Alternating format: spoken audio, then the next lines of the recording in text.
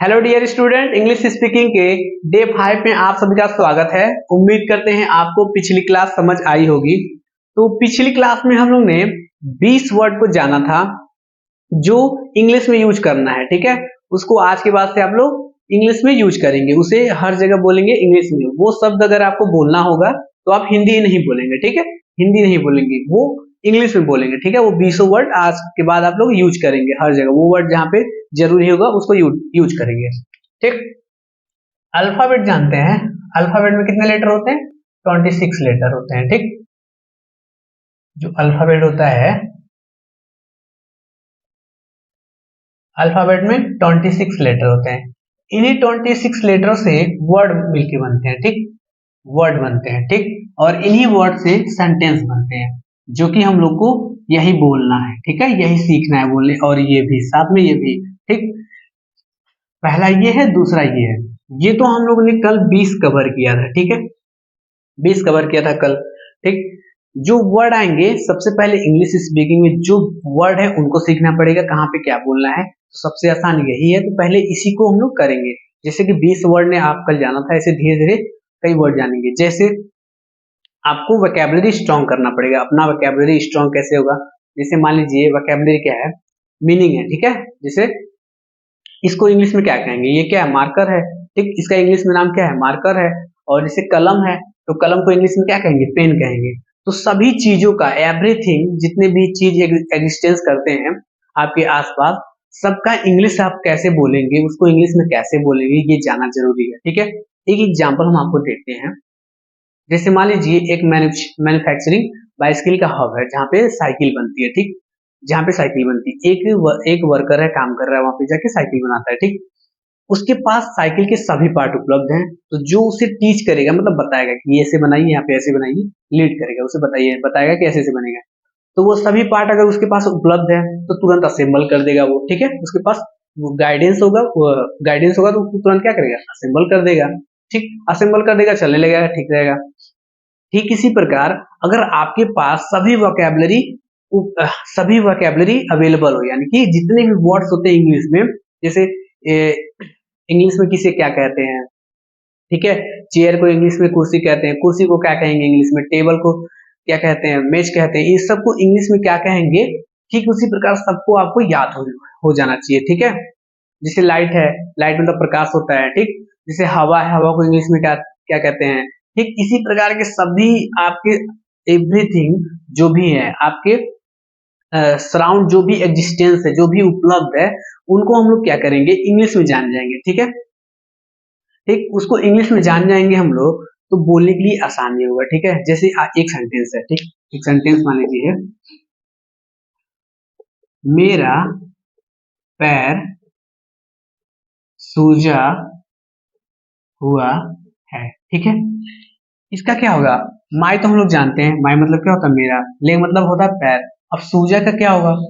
आप में से कितने लोग सूजा का स्पेलिंग जानते होंगे, मतलब सूजा का मीनिंग जानते होंगे? कितने लोग नहीं जानते होंगे? जितने लोग जानते हैं वो कमेंट करें, और जितने लोग नहीं जानते हैं वो खोज के भी कमेंट करके हमें बताएं। इस सेंटेंस का आप लोग हमें इसको इंग्लिश में ट्रांसलेट करके हमको आप कमेंट में बताइए। कल हम इसका देखेंगे इसका कमेंट आया है, और कल हम खुद चेक करेंगे, ठीक है। तो इसी प्रकार की जो सारी मीनिंग है, सारी वोकैबुलरी है, इंग्लिश में कहते हैं वोकैबुलरी, ठीक है। वोकैब वोकैबुलरी मतलब होता है शब्दावली। मतलब आपको, आपके पास शब्द होना चाहिए। शब्द क्या? शब्द यूं ही तो है, आपके पास बहुत ज्यादा शब्द है, लेकिन सब हिंदी में है। तो हम लोग को क्या बोलना है? इंग्लिश बोलना है। तो सभी शब्द आप इंग्लिश में रखिए, ठीक है। सभी शब्द आपको इंग्लिश में रखना है। उसके बाद तो वोकैबुलरी, पहली बात वोकैबुलरी आपका स्ट्रांग होना चाहिए, ठीक। उसके बाद असेंबल करने के लिए हम सिखा देंगे हैं, ठीक है। उसके बाद सेंटेंस क्या होता है, ठीक है। इसको आप लोग कल बताइए, कमेंट करके बताइए कैसे होगा ये। कमेंट करके जरूर बताइए, ठीक। सेंटेंस, वर्ड तो सिंपल होता है, लेटर से मिलके बने। सेंटेंस के कुछ रूल होते हैं, ठीक। सेंटेंस के कुछ रूल होते हैं बनाने के लिए, यूं ही नहीं रख दिया जाता है, इनके भी कुछ रूल होते हैं। जैसे आप लोग जानते हो कि सब्जेक्ट होता है, और plus helping verb, helping verb होता है, और प्लस मेन वर्ब होता है, मेन वर्ब होता है और उसके बाद ऑब्जेक्ट होता है, ऑब्जेक्ट। ठीक, तो सब्जेक्ट क्या होता है? सब्जेक्ट का डिफिनेशन देखें। सब्जेक्ट वो होता है जो किसी काम को करता है या फिर सब्जेक्ट के बारे में बताया गया हो। सब्जेक्ट वो होता है जो किसी काम को करता है या फिर सब्जेक्ट के बारे में इस वाक्य में बताया गया, उसे कहते हैं सब्जेक्ट। सब्जेक्ट क्या कैसे कैसे होते हैं सब्जेक्ट? पहला तो नाउन हो सकता है, नाउन मतलब कोई संज्ञा हो सकता है, ठीक है। और दूसरा प्रोनाउन हो सकता है, ठीक है। प्रोनाउन यानी कि सर्वनाम हो सकता है, ठीक है। यानी कि संज्ञा क्या होता है? संज्ञा हम लोग जानते हैं, a noun is the name of person place और थिंग, ठीक है। संज्ञा क्या होता है? किसी वस्तु स्थान नाम जानवर को संज्ञा कहते हैं, ठीक है। किसी वस्तु स्थान नाम और जानवर को संज्ञा कहते हैं। वस्तु क्या हो गया? कोई भी वस्तु हो गया, किसी का नेम हो गया, नेम हो गया, कोई प्लेस हो गया, ठीक है, कोई एनिमल हो गया, जीव कोई हो गया, जीव, या फिर कोई वस्तु हो गया, ठीक है, वस्तु। ये सब क्या है? नाउन है। सबको क्या कहेंगे? नाउन कहेंगे, नाउन। आप प्रोनाउन क्या होते हैं? प्रोनाउन वो होते हैं जो कि नाउन की जगह यूज किया जाते हैं, ठीक है। प्रोनाउन वो होते हैं जो नाउन की जगह यूज किए जाते हैं। A word that is used place of noun, a word that is used place of noun, यानी कि नाउन की जगह पे जो यूज किया जाता है उसे क्या कहते हैं? प्रोनाउन। जैसे he, she, it, this, that, those, markup change कर लेते हैं, दिस, दैट, दोज, दीज, ये सब क्या है? ये सब प्रोनाउन है, ठीक है। ये नाउन है और ये सब प्रोनाउन है। एक चीज है, मेन वर्ब्स को भी, मेन वर्ब्स को भी सब्जेक्ट की तरह ट्रीट किया जाता है। मेन वर्ब होते हैं उनको सब्जेक्ट की तरह ट्रीट किया जाता है। अभी इसको बताते हैं, ठीक है। तो सब्जेक्ट हो गया, उसके बाद हेल्पिंग वर्ब देख लेते हैं। हेल्पिंग वर्ब क्या होते हैं? हेल्पिंग वर्ब जानते हैं, is, am, are, was, were, has, have, did, had, will be, will have, ये सब क्या है? हेल्पिंग वर्ब है। ये आप लोग लिख लीजिएगा।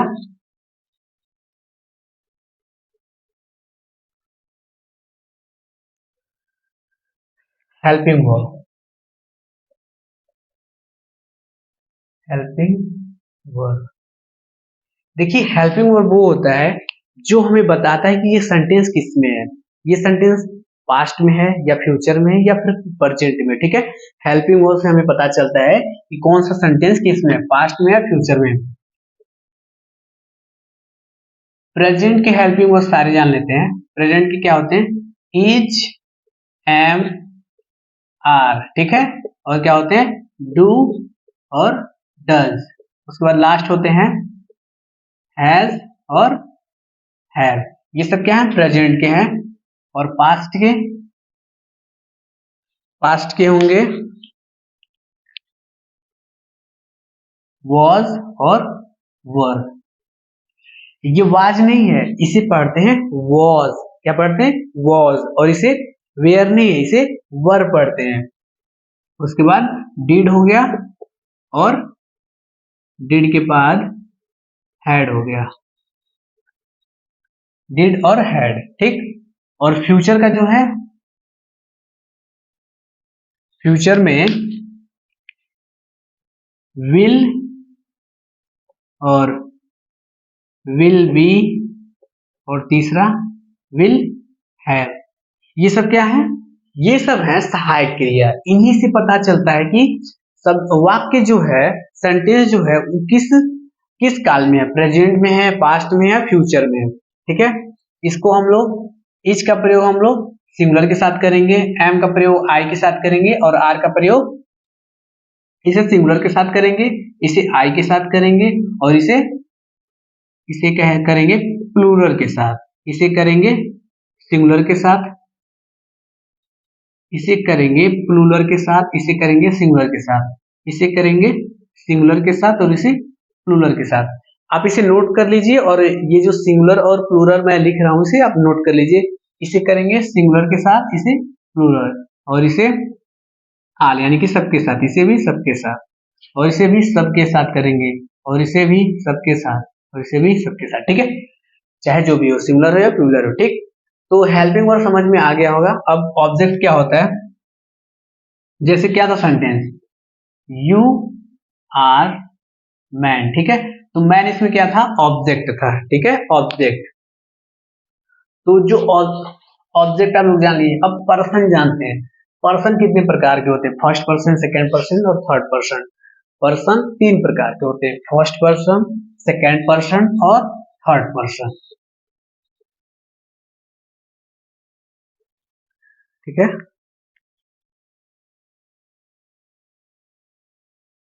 पर्सन, ठीक है, फर्स्ट पर्सन,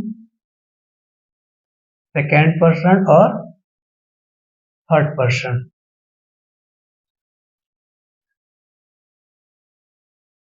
फर्स्ट पर्सन के सिंगुलर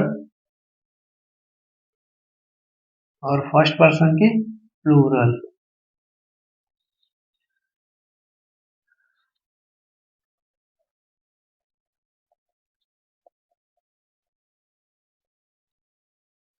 फर्स्ट पर्सन के सिंगुलर में आता है आई, ठीक है, और इसके प्लूरल में यूज करते हैं वी, ठीक है। और सेकंड का जो है सिंगुलर, सेकंड में सिंगुलर नहीं है, केवल प्लूरल है, यू। और थर्ड पर्सन में आता है ही, सी, इट, दिस और दैट। ये क्या है, थर्ड पर्सन के सिंगुलर सब्जेक्ट है। क्या है, सिंगुलर सब्जेक्ट है। ये फर्स्ट पर्सन के ये सिंगुलर सब्जेक्ट है और ये प्लूरल है। और ये सेकेंड पर्सन में कोई सिंगुलर नहीं होता है, केवल प्लूरल होता है, यानी कि सेकेंड पर्सन में केवल प्लूरल होता है। और थर्ड पर्सन में ही, सी, इट, दिस, दैट। और इसका जो प्लूरल होता है यानी कि बहुवचन होता है, ये इसका मतलब एक वचन और इसका मतलब बहुवचन, ठीक है।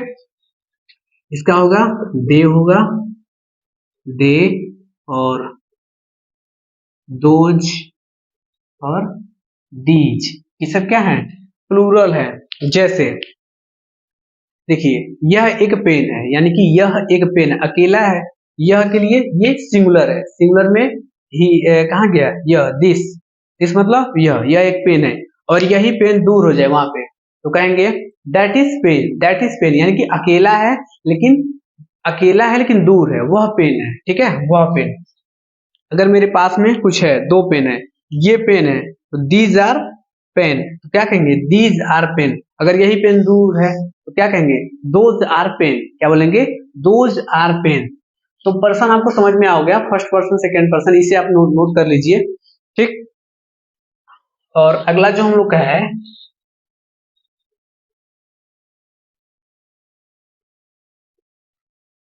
अगला है, मैंने अभी आपको बताया था कि मेन वर्ब्स को भी यूज कर सकते हैं सब्जेक्ट के तौर पे। मेन वर्ब जो होते हैं, मेन वर्ब्स को सब्जेक्ट कैसे बनाए, सब्जेक्ट के रूप में इसे प्रयोग कर सकते हैं 2 तरीके से। पहला, वर्ब, मेन वर्ब में क्या हो, आईएनजी जुड़ा हो, मेन वर्ब में प्लस आईएनजी हो, और टू हो, और प्लस मेन वर्ब हो, ठीक है। जैसे रीड मतलब क्या होता है, पढ़ना होता है, रीड मतलब पढ़ना है, और इसको सब्जेक्ट के रूप में अगर यूज करना है तो रीडिंग, ठीक है। और इसी को यूज करना सब्जेक्ट के रूप में तो टू लिख सकते हैं, इसमें दोनों में सेम है, इसमें कोई अंतर नहीं है, ठीक है। इनका हम यूज कर सकते हैं। जैसे एक सेंटेंस हम लोग बनाते हैं, पढ़ना अच्छी बात है, पढ़ना अच्छी बात है। और दूसरा है, सोना अच्छी सोना अच्छी आदत है, ठीक है। सोना अच्छी आदत है। मान लीजिए दोनों हम लोग को बनाना है, तो पढ़ना अच्छी बात है, कैसे बनाएंगे, यहाँ पे क्या है, सब्जेक्ट के रूप में है, ये भी क्या है, सब्जेक्ट के रूप में है। पढ़ने के बारे में बात हो रहा है और इसमें सोने के बारे में बात हो रहा है, यानी कि जिसके बारे में बात हो रहा है वो क्या है, सब्जेक्ट है हमारा।